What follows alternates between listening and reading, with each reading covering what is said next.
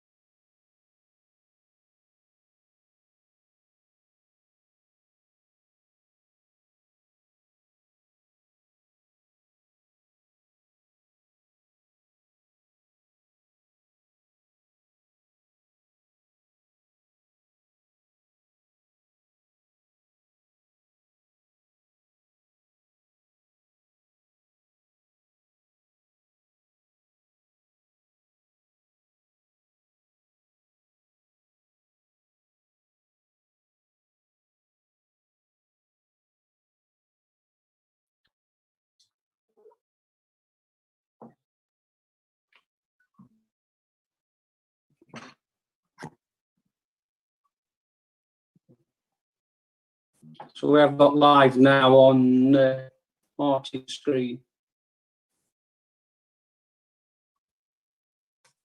I've lost everybody.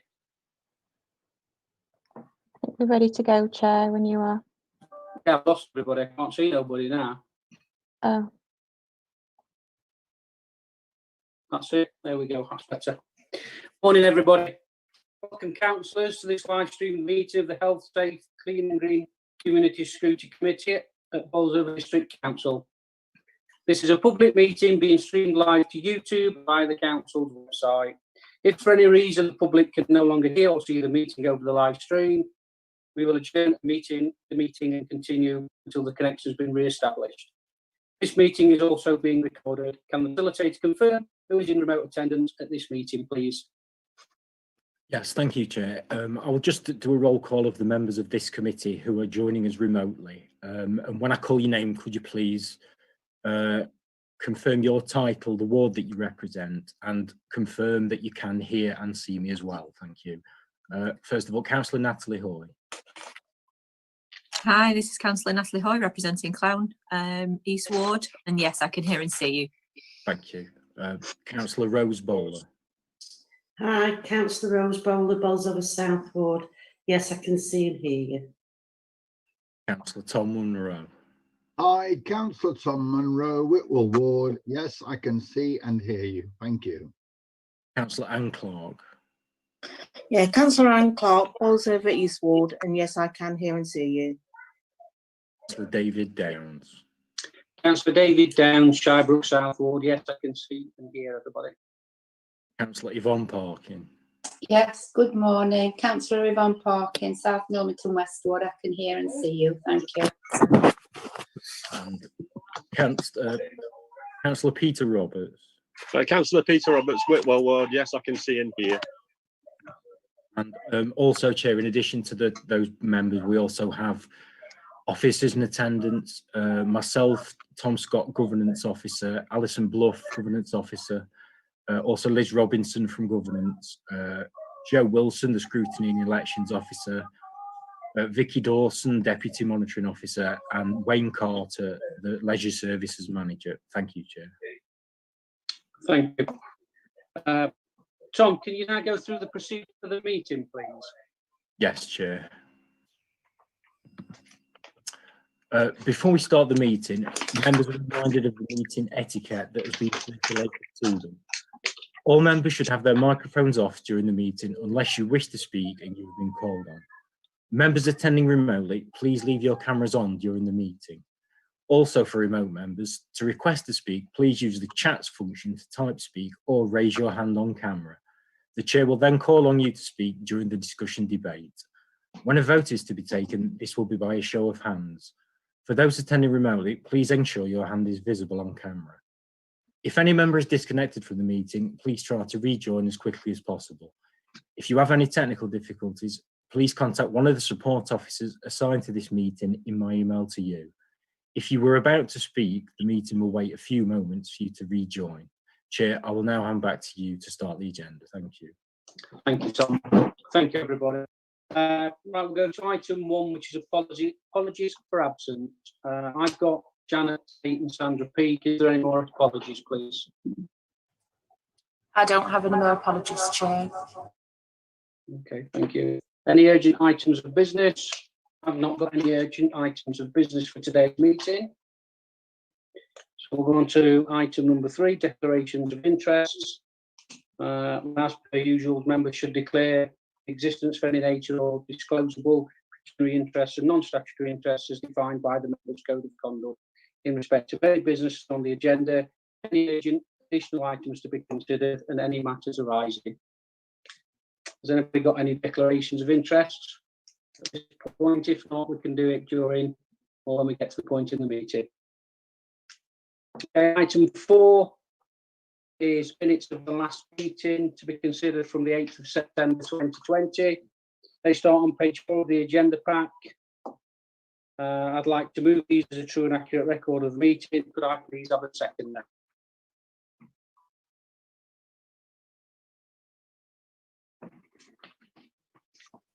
I'll second that. Thanks, Rose. We've got Rose as seconder. Can I have a show of hands, all in favour of the minutes? That's everybody, Chair. Thank you. Okay, so we'll move on to item number 5, list of key decisions and items to be considered. Just bear with me a second, get to my page. The most recent list of forthcoming decisions can be found on pages 12 and 17 of the agenda packing on the committee software system. Could I ask the scrutiny officer to brief members on the report, please? Thank you, Chair. It's quite a short report this time round. Some are items that were on the last list we considered and are due to be considered this month. We've got a report on the proposed structure of the planning policy team following the internal reorganisation. There's a further report on some remedial works at Place of Vale Business Park to do with the grounds there. There's a report on the business retention scheme, which we've talked about previously, and certainly growth scrutiny have talked about that. And there's also a report pending for November exec on the environmental health service review. Members will be aware this is a review that's been ongoing for about 12 months now, and is being looked at by yourselves to some extent through previous reviews you've done, and also customer service and transformation scrutiny are closely following that service review. I don't know if there's any particular questions, Chair. You have still got time to pose questions yourself to the relevant portfolio holders and the main officers for those reports. They are listed within the list of key decisions. Thank you, Joe. Has anybody got any questions on the report? Anything to raise? Councillor Munro? If there are no questions, Chair, I'll move the report be noted. Thank you. I've got a mover for the report. Can I have a seconder, please? Councillor Natalie Hoy seconds that. Can we have a show of hands, all in favour? That's everybody in favour, Chair. Thank you, John.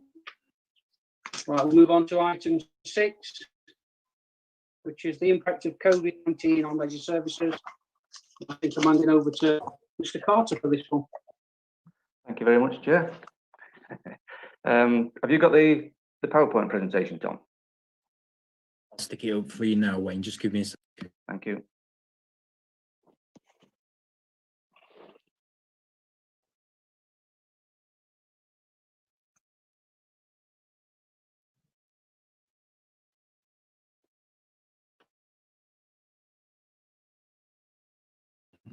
Has that come up? It does, thank I you. can see. Can everybody else see that? Yes, yes.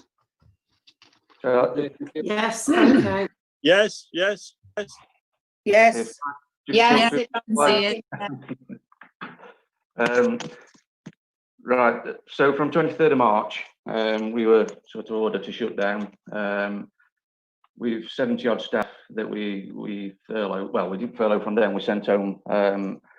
Some could work from home, some couldn't, like lifeguards and healthy lifestyle instructors, for example. So they were sent home. Sorry, something else.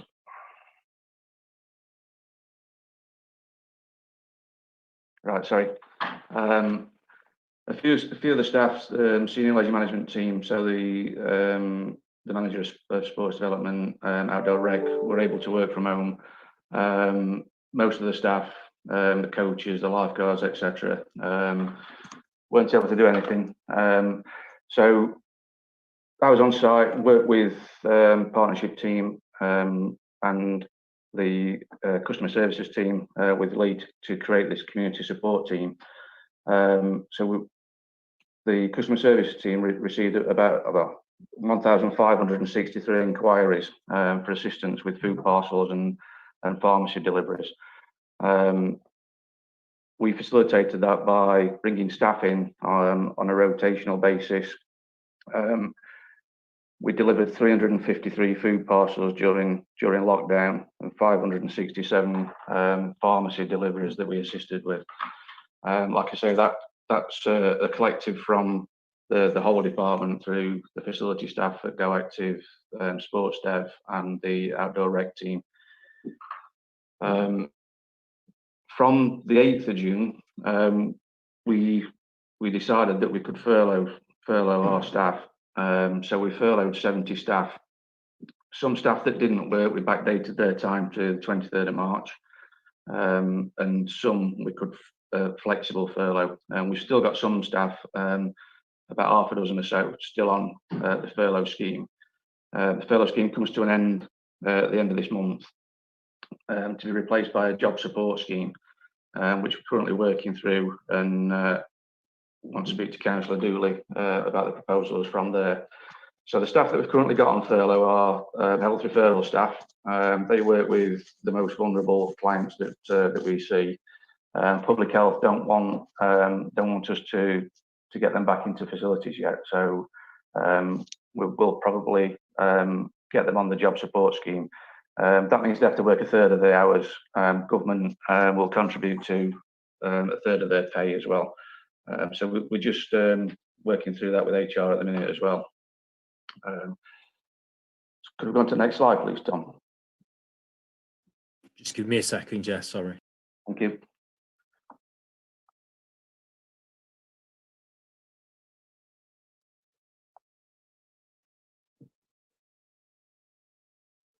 I've tried to split this down into the effect it's had on the sections. So the next slide, hopefully, is the physical activity and sports development slide. So obviously, community use, community delivery from sports dev came to an end. School delivery came to an end. Like I said earlier, we did utilise those staff to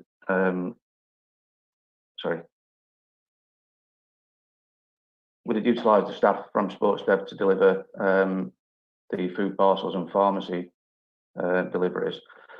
So obviously schools closed down, and we couldn't deliver in there. Wait, just to interrupt, sorry mate, when you started, before that screen came up, we couldn't hear anything. Yep. Right. So I don't know Yep, where, I know I don't know which bit you're at, sorry. Well, I'll start again from here, sorry. So I've just tried to break this down into how the situation's impacted on the different sections within the department.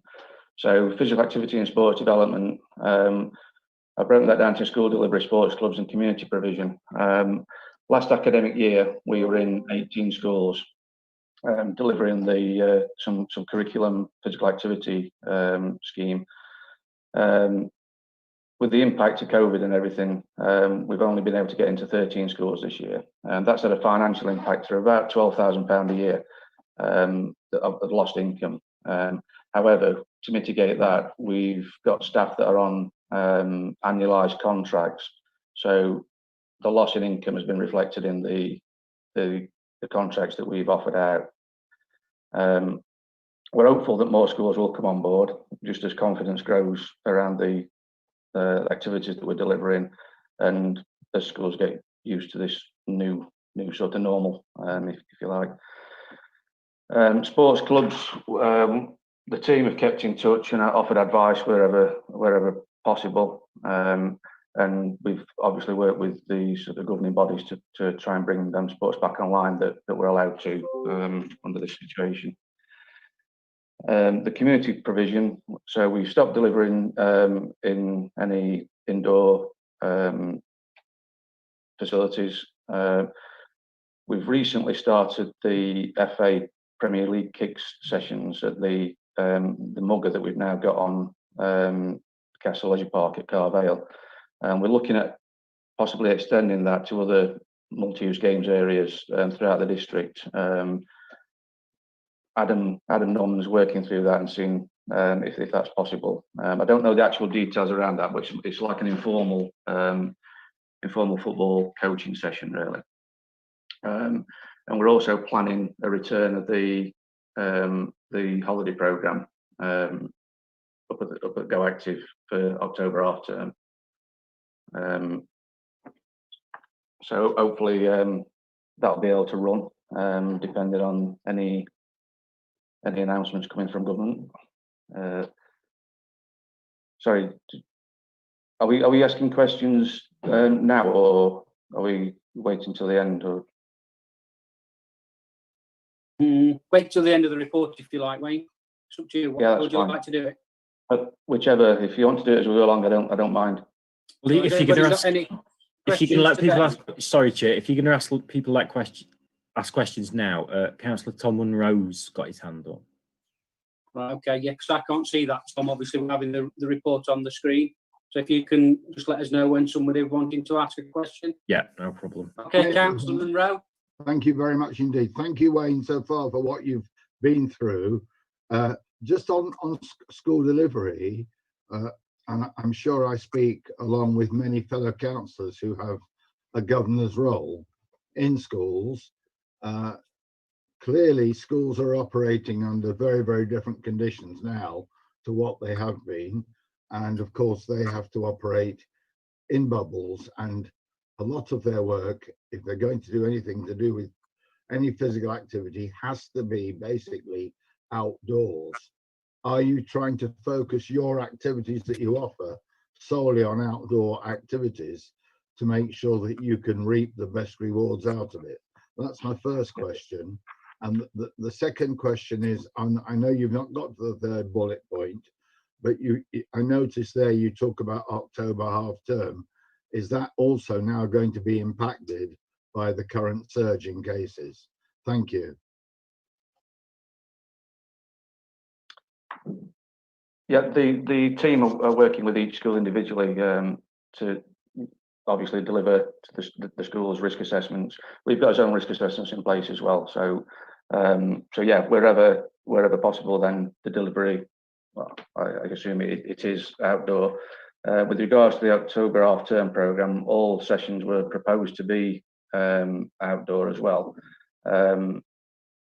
We've yet to have any guidance on whether we can run that in October half-term or not. I think we're opening up the booking this weekend for that, so we'll just have to play that by ear. We're only doing that for members of the Go Active facility as well, just so we've got all names, addresses, and everything on a database. Should we need to contact anybody through the track and trace as well. Okay, thank you. Is that okay, Tom? Are you happy with that? We can carry on. Thank you very much, Dave. Thank you, Wayne. Thank you. Is there any chance we could move on to the next slide, please, Tom?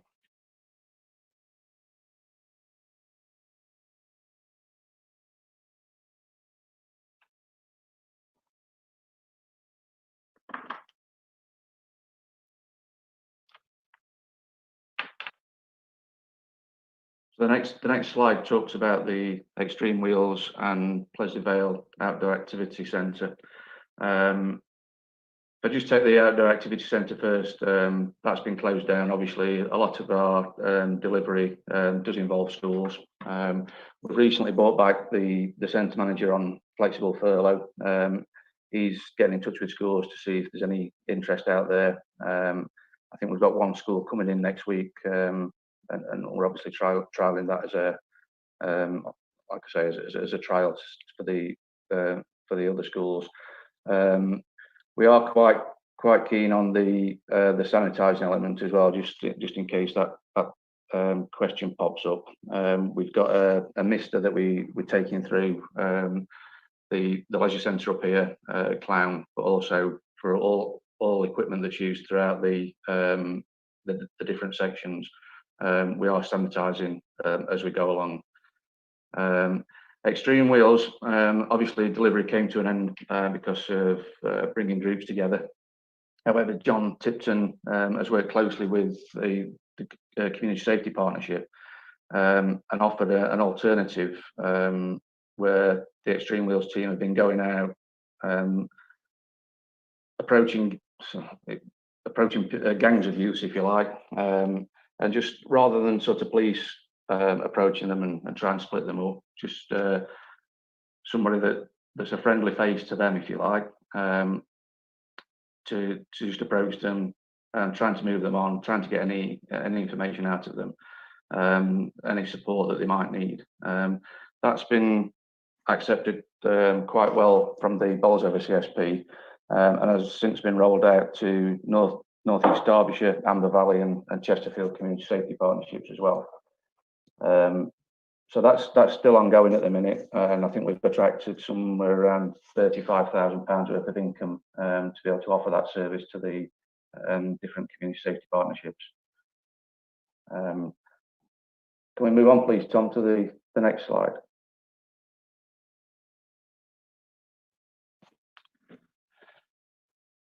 So the next slide talks about the impact the leisure centre here up at Go Active at the Arc. We obviously had to close facilities from 23rd of March. Government let us reopen from 25th of July, but we had to adhere to a strict book ahead policy. We already had a booking system for classes, but facilities like the gym, swimming, where people could just turn up and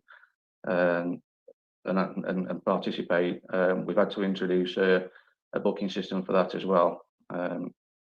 So maximum occupancy levels have also been reduced. We've had to allow 3. So we started with the gym at 20 people per hour in the gym.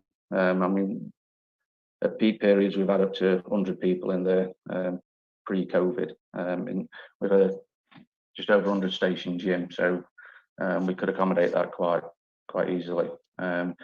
So to stick to the guidelines of 3 by 3, we've had to reduce that to 20, and we've opened another part of the gym up now and increased that to 25. And we're looking at getting some screens in there that we can put between kit that might allow us to increase that to 30. We've been working with health and safety throughout this, so they're happy with the procedures that we've got in place and the numbers that we've got onto each session. So we close the gym down every hour, and we sanitise all the equipment after that hour. We're allowing staff 15 minutes to get through the gym to sanitise before we open up again.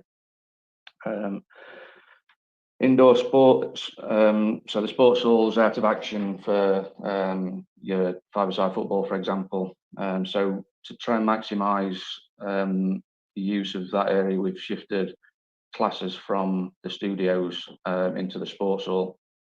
There's a couple of photos on a later slide that you'll see what we've done in that. So we've got the indoor cycling classes in there, a body pump and a bounce fit class in the sports hall. We're still offering some virtual classes in the studios, but maximum occupancy in them is only 4 due to the size of each studio. We started swimming lessons on 7th September. We've lost approximately 100 people off swimming lessons. That's down from about 800 down to about 700 or so. And as you can see there, we've the usage per day, we averaged about 1,000 people a day pre-COVID. We're down to 350 with the booking system that we introduced. Swimming lessons has bumped that up to about 500 visits a day now. One of the questions that I was asked to report on was the financial situation. Now this keeps changing for us. So on average, if you look at the last financial year, income would have been around about £100,000 a month. So we've obviously lost that during lockdown, but the government have just announced that we're able to claim 75% of lost income back after we stand the first 5%. That also has to be taken into account with the furlough claim that we're putting in for staff as well. So I'm unable to give you a figure on that at the current position, really, because we're still working through that with our finance team. But I could report that back at a later date, or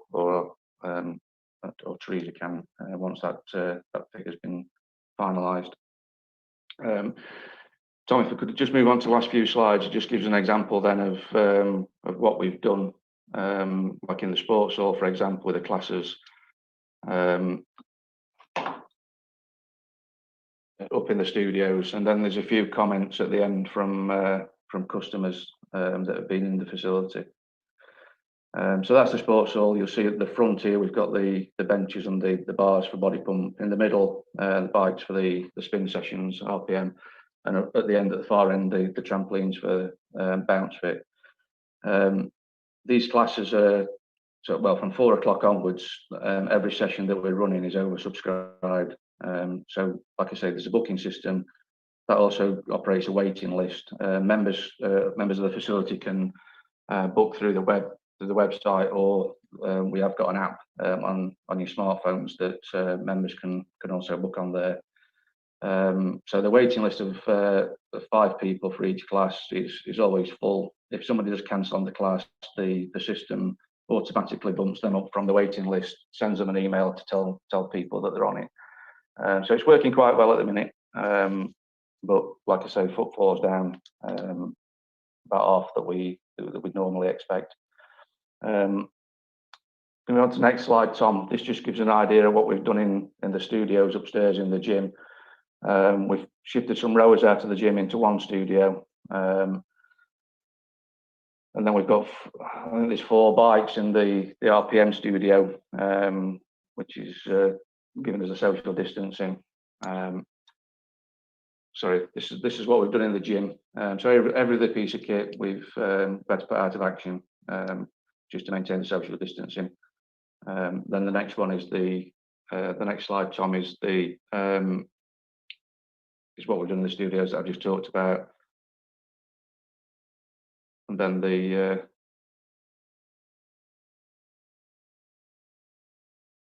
final slide is just some comments that we've had on social media from customers. So the top picture on there is one of the studios. We've taken the rowing machines out of the main gym, put them in the studios. The middle picture is the studio that we're doing the virtual classes in. You can see there, due to social distancing, we're only allowed 4 people in that class. But we're not paying for the instructor. That's just a projector with the virtual classes on there. And the RPM classes at the bottom left, again, 4 bikes to maintain social distancing. And again, that's a virtual class with the instructor-led classes being in the sports hall like you saw earlier. And then the final slide, Tom, that's just showing the comments that we've had from some customers, some quite positive comments about coming into the facility. Thank you, Wayne, for that report. Appreciate it, and understand it's difficult times for everybody within the leisure field, and you've done what you can from as per usual. They've stepped up and delivered a service outside of what they would normally do, which is what we always used to do anyway. So, no, appreciate. Has anybody got any questions for Wayne? Have to let me know, Tom, because I can't see anything if they have. Natalie, no. Councillor Natalie Oy, please. Thank you, Chair. It's just, again, back to Wayne. I've only had good feedback about the facility and everything that we're doing to keep it the cleanliness. So fantastic and very well done. Also, during lockdown, the community support team, I used them quite a few times. They were professional and very swift. So again, absolutely positive feedback on that as well. It was fantastic. And just going back to, you discussed about the mugger that's in another area. We're actually having one of these muggers put onto Clune Street Park in Clown. So we'd be very interested in talking to you about some of the football provisions there as well. I think it's expected to go in at the end of October, going into the beginning of November. So we'd certainly be very interested in sorting some football provisions there. Yep. Thank you. Thank you. That's all. Chair, Councillor Anne Clark would like to speak. Councillor Anne Clark. Hi. Eckington apparently have opened their cafeteria facilities, and obviously that's still closed at the Arc. Are there any sort of thoughts about opening it, and has there been a sort of financial loss as a result of the financial implications of having to close the cafeteria facilities? Yes, obviously we've lost income. I think about £12,500 a month we realised from the cafe. We've purposely left the cafe closed until next Monday because of bringing swimming lessons back. People social distancing, trying to watch the kids in lessons, it obviously impacted on the cafe area. So we propose to bring cafe staff back on a flexible furlough from Monday, offering a takeaway service only. So we don't have to put the tables out, we don't have to provide table service and everything. So I suppose we'll just see how that sort of pans out from Monday. Thank you. Thank you, Wayne. Just going back, I've got a question, Wayne. So just going back to what you mentioned about the cleaning and the schedule of the cleaning of the facility, and you've got this spray that you're going around using. What visibility, you know, within the areas that we're doing, is that like done every hour in every area, or have we got visible people in and about them areas all the time, wiping down, sanitising? Is the sanitizer all round available for customers to use and do their hand sanitising? There is, yeah. Obviously, we try and encourage customers to clean down the kit after use in the gym. We use a product called it's stabilised aqueous ozone. It's called. It's a sanitizer that's used in hospitals. It's water based. It's not harmful to anybody. So we've purchased some misters that it's like a backpack that the staff wear and like a wand that they walk around. Mist all the equipment. It took a while to get staff to start wearing it. It's not a fashion accessory. Yeah, they're used to it now. They're in the changing rooms of the swimming pool. Obviously, the chlorine kills everything anyway. So we're swilling floors down in changing rooms in the wet side changing room with chlorinated water from the pool. Spraying different lockers and cubicles as they're being used. Again, all equipment in the classes, for example, is sanitised by the user after use, and then it's misted by the instructor after every class as well. Thank you. Thank you. Councillor Tom Munro, please. Thank you very much, Chair. Yes, Wayne, can I just, on the swimming provision, my wife has resumed swimming about 5 weeks ago, and as we speak is actually there in the pool and has nothing but praise for the way the staff are managing it and the way in which everything is so smoothly organised. So if you'd pass that on, first of all, so thanks for that. Just going back to the community safety partnership work, can I ask you a favour? We've been having some issues at Cresswell Crags with youths who are clearly bored out of their minds, not surprisingly, who've got themselves into some sort of antisocial behaviour, including during things like cave tours, throwing rocks down from above, etc. Right. We've obviously tried to engage the police without too much success. Could you ask the Community Safety Partnership to make contact with Paul Baker, who's the director at the Crags, to see if there's anything they can do to maybe rein some of those youngsters in, who'll all be local Cresswell youngsters, I suspect, who, I'm not surprisingly, are frustrated. The other question, again, in essence, to do with extreme wheels is, we, for example, at Whitwell, have not opened our skate park because all the advice from Skate England and our skate park, as you well know, is fenced off and therefore lockable. All the advice from Skate England is about supervision. Well, clearly, if it's unlocked, we can't supervise it. We don't employ staff to supervise. I'd be interested in any advice that John Tipton and his crew could offer Whitwell Parish Council on that issue. That would be most helpful. Thank you. Okay, yep, no problem. Thank you.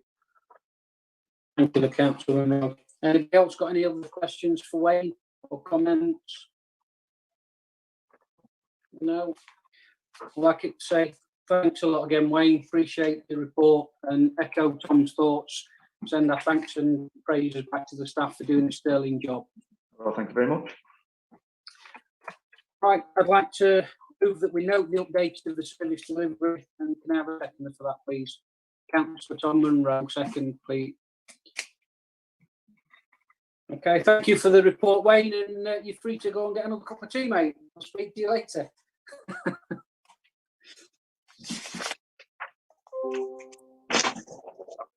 Right, moving along, we move on to item 7. Now, as part of item 7, you did receive, or you should have received, a separate agenda item within within the post, and that's to do with the Local Government Act 1982 for the draft sex establishment policy. Did everybody receive that? Good. Right, so I'll pass over to Vicky now then, please. That's okay. Thank you, Chair. Good morning, councillors. I'm here this morning to present the report on the draft sex establishment policy. And I thought I'd start by explaining what a sex establishment is. It's a sexual entertainment venue, like a lap dancing club. It's a sex shop or a sex cinema. And the most important thing for you to know is that there are no sex establishments in the district at the moment. The report does set out that last year, the licensing committee recommended to full council that we adopt the relevant legislation that would allow us to control the number and location of any such establishments. To do this, we need to formally consult, but at the same time, we decided we would consult on the draft policy so that residents would understand why we were introducing the legislation and how we were going to control it. So legal and licensing have been working together with drafting such a policy. That's attached to your documentation today. Our neighbouring authorities have adopted similar policies, which currently mean that it's more difficult for a premises to open in their area than it would be in Bolsover. So we wanted to ensure we had a robust policy which allows the council to measure and restrict the places where these establishments could be. For those of you that might already be similar, we do operate a similar regime with gambling premises, for example, with betting shops, where they can be and how many. So it's the same kind of premise as that. When we drafted the policy, we did give a lot of consideration to what our neighbouring authorities have done, but tried to make ours more robust to put Bolsover in a stronger position when those establishments were considering whereabouts in the country they would want to locate themselves. So we'll ask. I wasn't proposing to go through the draft policy in full, but I'm happy to answer any questions that I can. Like Joe explained at the beginning, unfortunately, Matt Finn hasn't joined us yet, and he's more the technical expert. But in terms of the next steps, subject to the comments or amendments that you make today, the policy will be sent to licensing committee for them to approve the final version. And then we have to do a 12-week consultation period with residents in the district. As a result of those responses, we will finalise the policy with a view to it being formally adopted. Paragraph 1.6 of your report does summarise the headings that are then incorporated into the policy, and you'll have noted if you've had a read of it that some sections can't be completed until we've had the consultation responses. For example, at 2.5 onwards in the policy, we talk about where we would restrict locations of certain types of establishments. Well, we might have a view as officers, but until we know what the members of the public are saying, we can't finalise those. And that will also feed into some of the appendices in terms of the consultation responses and the local area profile that we'll then build up, which will say, if we were to have establishments, how many would have and where. In terms of the policy itself, it talks about how an application would be made, how they could appeal against an application. And at Appendix 5, we go into quite a lot of detail about the standard conditions we would want any premises to adhere to. So again, very similar to what we do in terms of the Licensing Act regime with licensed premises. And we've tried to make sure that we've mirrored those policies where possible. So unless there's any specific questions anyone has, I think that's all I really need to say at this moment in time. Oh, perfect timing. Matt's joining us.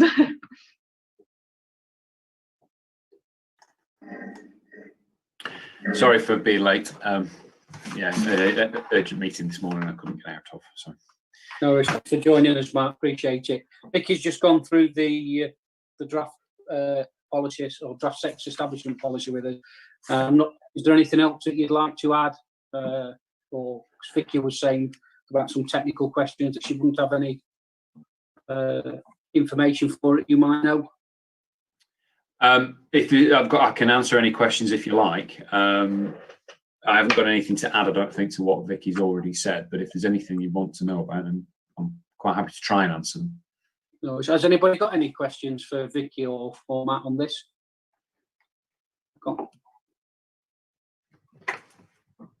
Councillor Hoy.